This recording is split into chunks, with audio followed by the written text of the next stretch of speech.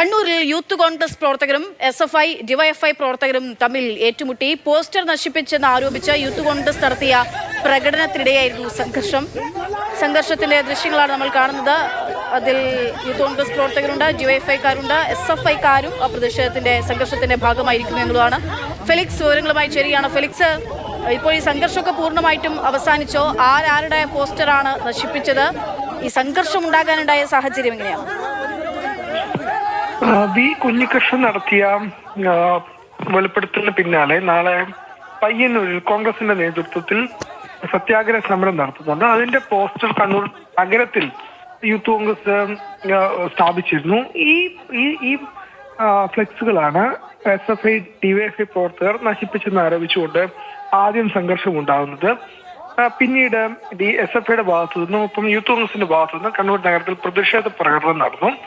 ഇതിനിടയിൽ വീണ്ടും സംഘർഷം നടക്കുകയാണ് ഉണ്ടായത്. SFI ഡിവൈഎഫ്ഐ പ്രവർത്തകരും ഒപ്പം തന്നെ മറുവശത്ത് യൂത്ത് കോൺഗ്രസ് പ്രവർത്തകരും പരസ്പരം ഏറ്റുമുട്ടുന്ന സാഹചര്യം ഉണ്ടായി. അങ്ങനെ വലിയ സംഘർഷമാണ് ഉണ്ടായത്. കണ്ണൂർ കാൾടെക്സിൽ വെച്ചാണ് ഈ സംഘർഷം നടന്നത്. പിന്നീട് അത് കല്ലേറിലേക്ക് എത്തി. അങ്ങനെ SFI പ്രവർത്തകർക്ക് കല്ലേറിൽ പരിക്കേൽക്കുന്ന സാഹചര്യം ഉണ്ടായി.